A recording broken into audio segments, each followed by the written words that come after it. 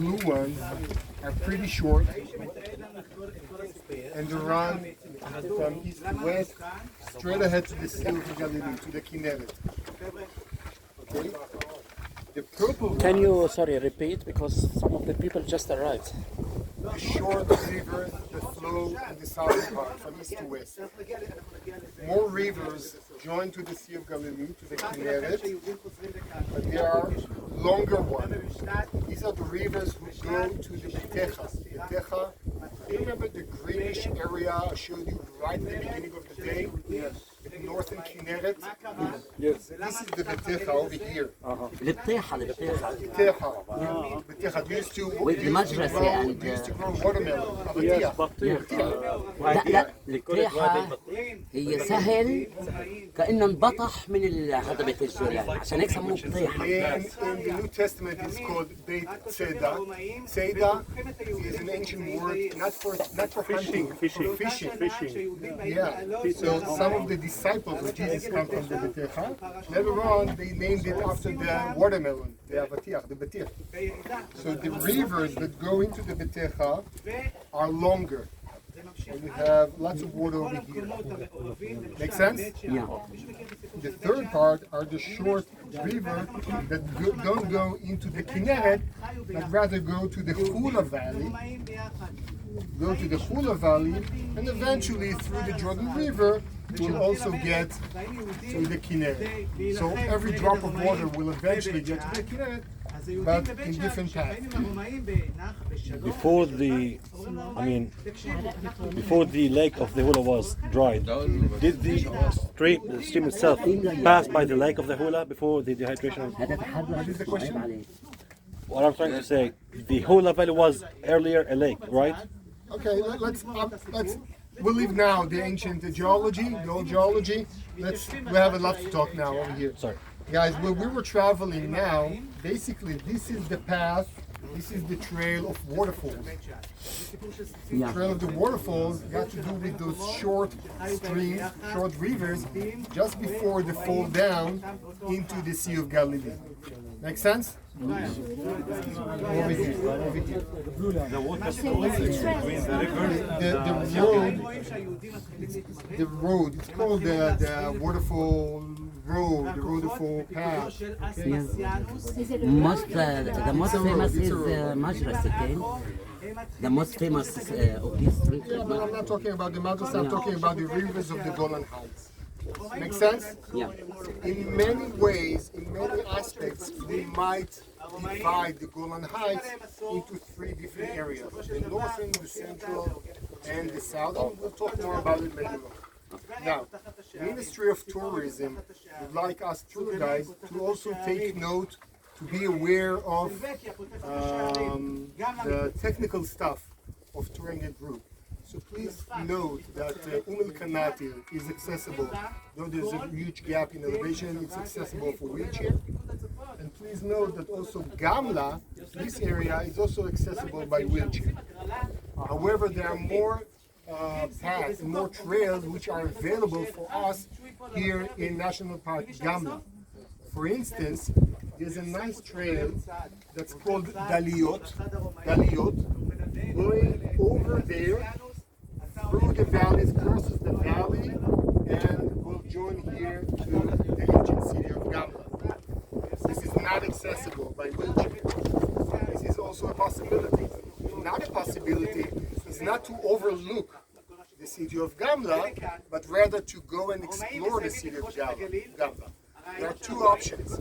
One is to go down. There is a path right below us to the right-hand side.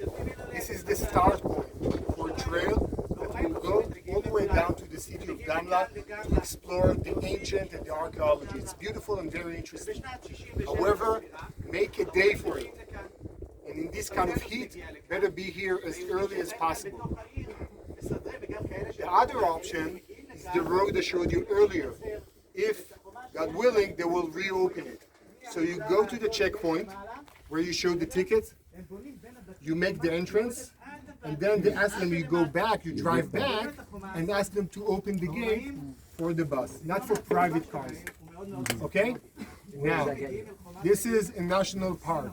you should know, all national parks, they have the same hours. They open at 8 a.m., they close at 5 during summertime, from April, Four in and 4 during winter time. Most national parks will not allow you to enter if it's not an hour before closing. So 3 in the winter and 4 in the summer. Some places you need to take more time in advance. For instance, down this path you'll see a sign which says this path is closed from 2 p.m. So you can go into Gamla and you can, guys, don't come here, don't promise your tourists to go to the city of Gamla if it's after 2 p.m. So bear in mind, you can go into Gamla up to 3 p.m. It's the summer, but doing the path not later than 2 p.m. That's for the technical stuff. So we have 2 trails, one from here and the other. There's one by foot and one by bus. That's it. Now, no. Okay, we haven't said a word about Gamla. Okay, now. Where does the bus path go? Everything now is a national park around it. Where does the bus path go? It goes from the road on that side there? You can see, it will go down there, right to the entrance of the ancient city of Gamla. Okay, now I haven't said a word about Gamla. What is Gamla? Why is it so important and exciting? I think this is a very exciting place. But I brought with me 4 actresses to make us a show. If you're willing to come forward over here, please leave them some room. You're one of them. I will ask you to read one by one only the English version and only the bolded lines. Now, in ancient Greek and in Roman and Greek theater, it was not only the people on the stage, there was also a guy in the audience that was making a dialogue between himself and the actress. So this is what I'm going to do. I'm going to ask you to read, but then I'll stop you every once in a while and to add some stuff to the story. Okay? We are now at the year 67, 80. 67, 80.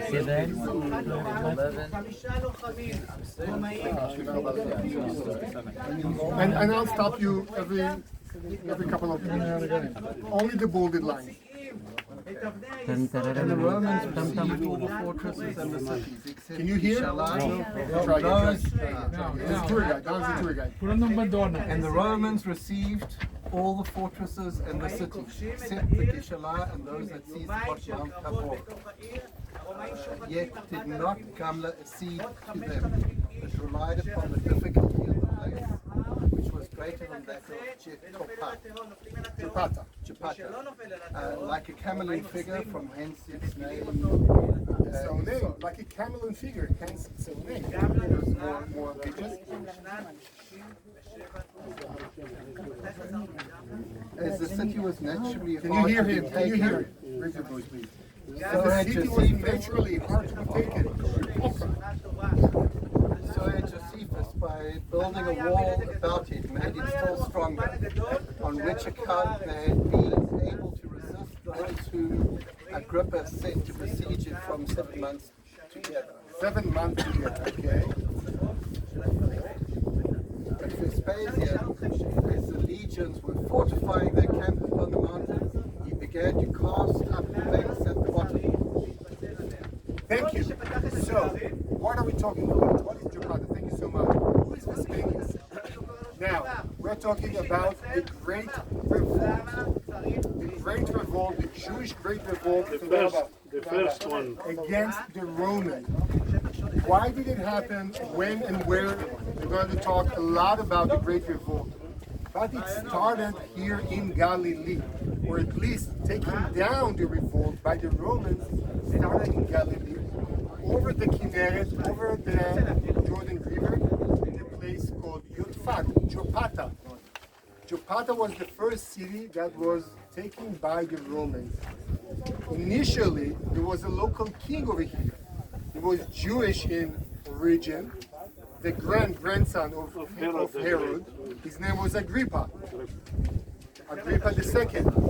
He didn't have enough manpower to take down the revolt all by himself. needed aid from the Roman legions. And Neron Caesar, Neron sent 3 legions led by Vespasian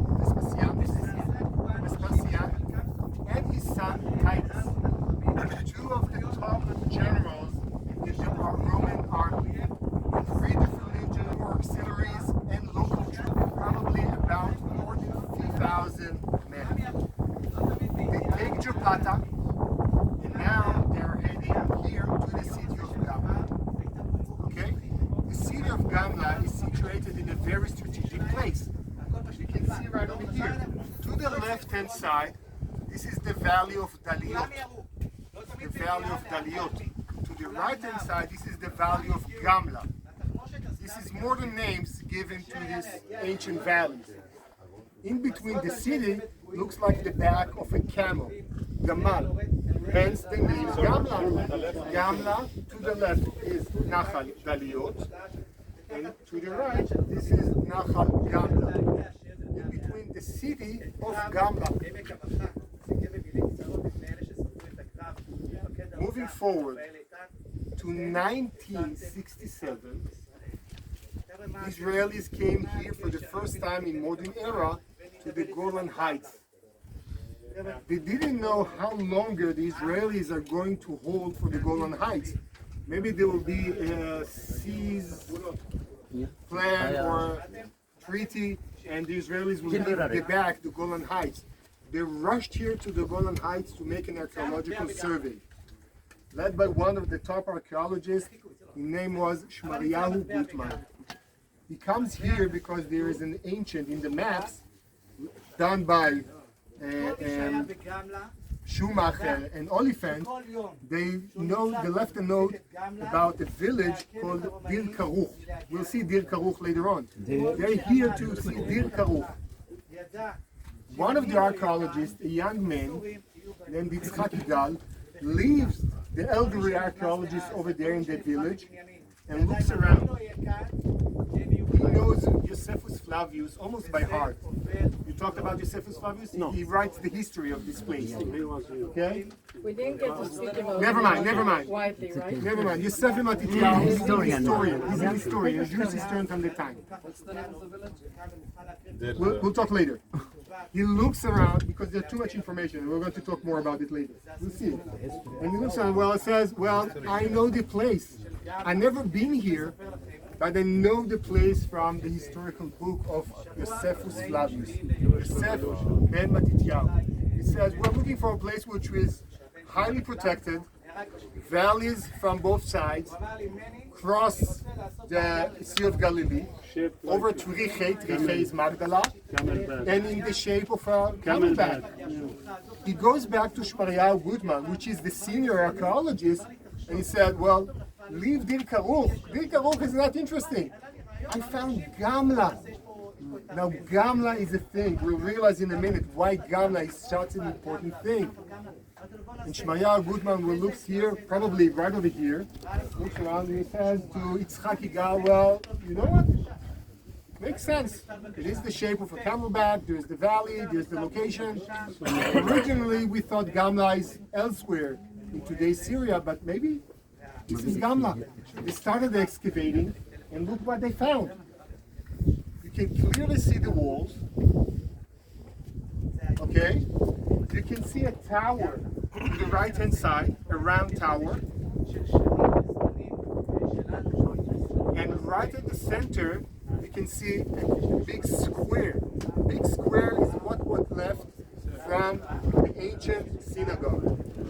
One of the early synagogues we have worldwide, because this synagogue is from the 1st century AD. It's a synagogue which is not yet a substitute to the destroyed temple. It is a synagogue from the time of the temple, used for a congregation, for communal use, maybe for praying, mainly for studying Torah and to do some gathering. Makes sense? Judging by the coins, judging by the pottery, they can date it to the time of 67 AD. And they can tell, 1st century, pursue. But they can tell more than that. Even without reading Josephus Flavius, the Sefer Matityahu, they can tell there was a war over there. And they can tell who was fighting over there. Because there's a typical, numerous arrowheads which are very typical to the Roman legion. So they can tell there were Jews living over here. They can tell roughly the date, 1st century. And they can tell there was a fierce battle between Jews and Romans. For that, they don't need Yosef Matityahu. They do need Yosef Matityahu to tell them all the details of the battle. Okay? So, we're going back to the story. Yodapa was already destroyed. Vespasianus and his son Titus, 50,000 men, 3 legion plus auxiliaries plus Agrippa soldiers, about 50,000 men are gathered around here, putting siege over the tiny, tiny city of Gamla.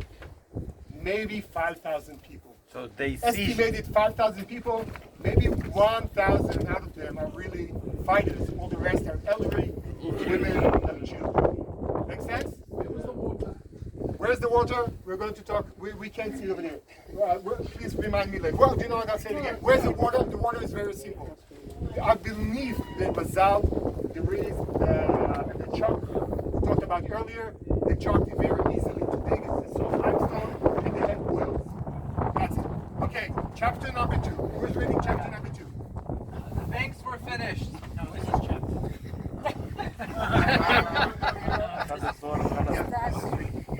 The banks were finished, which was done on the sudden. Romans bring battering rams to 3 several places, and made the wall shake and fall. They then poured it over the parts of the wall that were thrown down, with a mighty sound of trumpets and noise of armor. Thank you. And with the shout of the soldiers and breaking by force. Guys, we need to have you over here.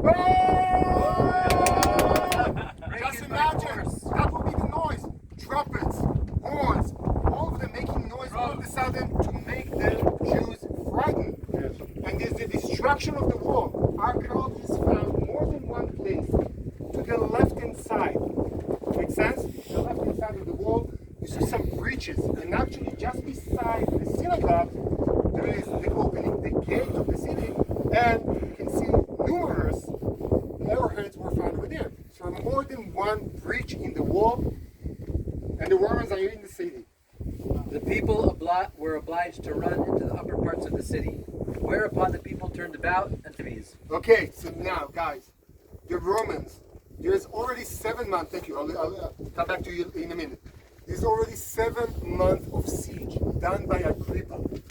Agrippa, the grandson of King Herod the Great. He's not able to go and breach and break into the city. Vespasianus, his son Titus, 3 legions, the 5th, the 10th, the 15th, with auxiliaries, with the people of Agrippa, with other local soldiers, some 50,000 men. They do in a couple of days what Agrippa was not able to do in 7 months. Just in a couple of days, they finish the siege, they breach into the city, and the city apparently, we might think, is done. The Jews had to climb up the mountains. You can imagine how steep it is. All of a sudden, and just bear in mind, the mountain is not as empty as we see it now. There are many, many houses. So the Romans squeeze in between the narrow lanes or the narrow streets. So you have buildings on both sides that are climbing with full armor up the steps of the city. This is not the typical way for the Romans to fight. Usually they would fight with phalanx. Phalanx, this is a straight line, followed by a straight line, followed by a straight line, like the ancient Greek would do. Now, they break the system. They don't follow the protocol. They run in order to chase the Jews which are already running up. But something happened. The Jews turn around, all of a sudden, the Jews turn around and they are heading down back to the Romans. The soldiers, Romans, are not captured.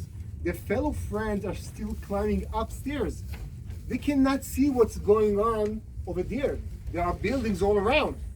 They don't realize the Jews are now attacking. They are squeezed between the Jews coming from upstairs and their fellow Roman soldiers still flowing from downstairs.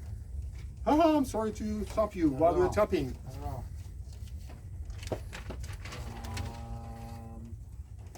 Whereupon the people turned about and fell upon their enemies, and thrust them down to the lower parts. And as they were distressed by the narrowness and difficulty of the place, these Romans were compelled to fly into their enemies' houses, which were low.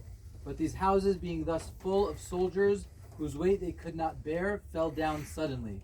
By this means a vast number of the Romans perished. Okay? So the Romans have no way to escape. They climb over the roof. Why is that? Because the city is built like steps itself. It's not a tower. It's a house. There's a block and there's a block and there's a block. You can easily climb over the house. Well, with the armor, it can hold you. 1 soldier, 2 soldiers, how many of them? Eventually it collapses, and then one house collapses over the next one. Many of them were killed. What's next? But now Vespasian always stayed among those that were hard set, and forgot to take care of his own preservation. He went up gradually towards the highest parts of the city before he was aware, and was left in the midst of dangers, having only a very few with him.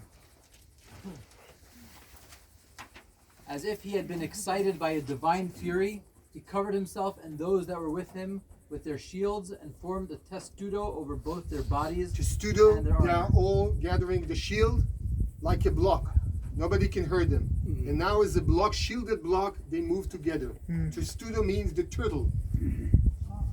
He retired, though without showing his back to them, till he was gotten out of the walls of the city. Now a great number of the Romans fell in this battle. Is he brave? Yes. I What do don't you think think so. about Vespasianus? Brave. No. Excuse me? Brave. Brave. Why, you He didn't see show fire? any fear. He was left alone. All of these thousands of soldiers forgotten about him. He, the chief commander, was left at the midst of the enemy, the Jewish enemy. Nevertheless, with just a couple of men, he managed to go out and to go back here to take coverage. So, at the end of the day, the mighty Roman Empire didn't manage to conquer the tiny city of Gamla. Does it make any sense? No. It doesn't make any sense. Now, Vespasianus is facing a problem. His people might fall into despair. They came with full armor, with the artillery. You're going to see later on part of the artillery, which was reconstructed for us. They did all according to the book, well, most parts. They had Vespasianus leading them, the top, one of the top, the very best, and nevertheless, few of those Jews managed to kick them out. Moreover, they might have a sense they betrayed Vespasianus himself. Now he needs to speak to his people, to give courage to the people. What would you advise Vespasianus to say to the people, to his army, to his people, to his men? The Jews run the media. We have to get them. Okay, we have Vespasianus' speech. Who's next? You got it? Yep. Okay. So you are Vespasianus. Now you are talking to your men. Try to convince them to go back into battle. Okay. And now Vespasian comforted his army, as it is the part of weak people to be much puffed up with good success, so is it the part of cowards to be too much affrighted at that which is ill. For the change from the one to the other is sudden on both sides. So, point 1, don't be overwhelmed with excitement when we are victorious. Don't fall into despair when we lose. Life is ups and downs. Point number 2. But this incautiousness in war and this madness of zeal is not a Roman maxim. While we perform all that we attempt by skill and good order, for myself I will endeavor. Wait a second. Second point. Guys, we failed for a reason. We didn't follow the protocol. We have advantage as we work as a group. Not running because we thought we're going to win in a minute. No, you are two not safe enough, not careful enough. The third point, For myself, I will endeavor, as I have now done, to go first before you against your enemies in every engagement, and to be the last that retires from it. what a leader, what a leader. Okay, so would you follow Vespasianus after this kind of speech? Yes. Absolutely. Fourth part, who got the first? That's the fourth one. What do you want me to read? Only the English bolded lines. There. Yeah. But of the people of Gamla, those that were of the bolder sort fled away and hid themselves, while the more infirm perished by famine. Okay, so it's not all good in the Jewish part of Gamla. They are starving because there's a siege, and many of the soldiers or the capable, the able men left Gamla to the sick, to the elderly, to the children. Not many fighters left in Gamla now. But the men of the war sustained the siege till the 22nd day of the month of Haber Beretzomus, Tishri. I don't know. When 3 soldiers of the 15th Legion about the morning watch got under a high tower that was near them and A high undermined tower? it without making any noise.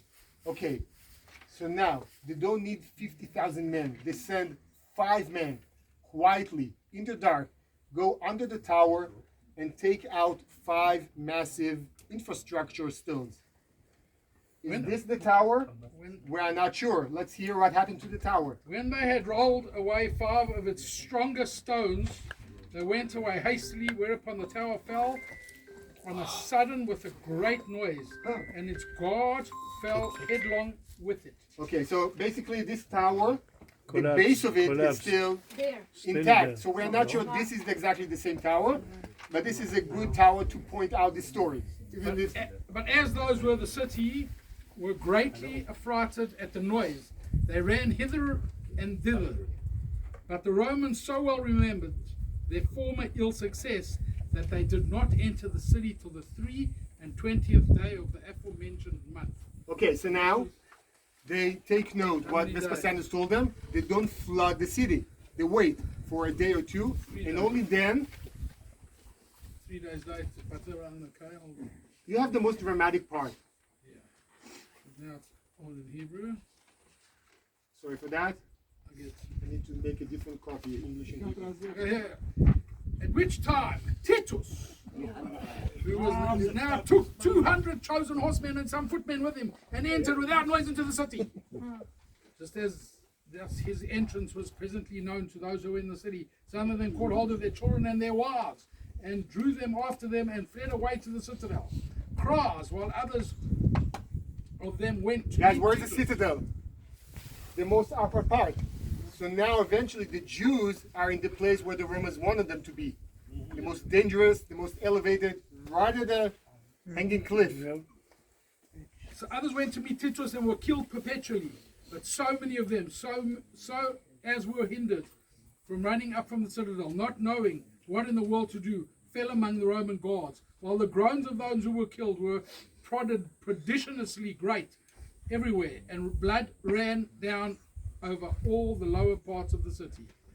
But then Vespasian himself came to his assistance against those who had fled to the citadel, and brought his whole army with him. The Jews cut off those that came up to them, and did much mischief by the others by their darts and large stones, and rolled down upon them. Who is throwing the stones and the darts? The Jews. But what happened? While they were themselves so high that the enemy's darts could hardly reach them, however, there arose such a divine storm against them as was instrumental to their destruction. So God himself is playing, apparently, against the Jews. The Jews are in the most elevated place. They have that topographic advantage. They can throw any stone, they can just pick it up, or any arrow to hit the Romans. The Romans are 2 down below, they cannot throw back. However, there is this big wind. Come here on a different day, you can feel the wind. Stand over there, you can easily feel the wind, strong enough to pull away the arrows that were sent by the Jews back toward the Jews themselves. as if God himself is playing carried to the the hands Roman of the dogs Romans. upon them, and made those which they threw return back. A great number also of those that were surrounded on every side and despaired of escaping threw their children and their wives and themselves also down the precipices into the valley beneath. The Romans slew but 4,000, whereas the number of those that had thrown themselves down was found to be 5,000. Nor did anyone escape except 2 women. Should I say who? It's not bold. Who were the daughters of Philip, and Philip himself was the son of a certain eminent man called Tacimus. For otherwise they spared not so much as the infants, of which many were flung down by them from the citadel, and thus was Gamla taken on the 23rd day, the 23rd day of the month of Harper Tishrei, whereas the city had first revolted on the 24th day of the month of Gorpius Elul. To put the bottom line, thank you so much. The bottom line, it took Agrippa 7 months, it took Vespasianus and Titus 1 month, and Gamla was destroyed. So this story was very well known for anyone who reads Yosef Matityahu. The bravery of the Jews in Gamla, the destruction, the cruelty of the ancient Roman. It became a symbol for Israeli fighters. Now we can realize when Itzhaki comes here in 1967, they look for Dir Karuch, but he tells Shmaya Goldman, Dir Karuch, it's secondary. We have here Gamla. Everybody knows about Gamla. Gamla, it's not ancient. Gamla is a symbol, it's a flag. Yeah, exactly. For building a modern era Israeli fighters, Israeli soldiers. This is the model we're looking for people who are not afraid of war, willing to go all the way. So for that reason, it became a symbol, and Gamla was so important, so significant. Like Masada. Like Masada, exactly. Guys, it's too hot. What happened? What is the aftermath? What happened after Gamla? What happened in Golan Heights after the Roman destruction? We're going to talk more about it later on.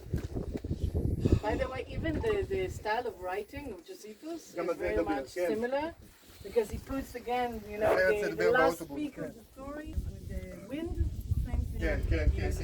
So there were 9,000 or 5,000? Guys, this is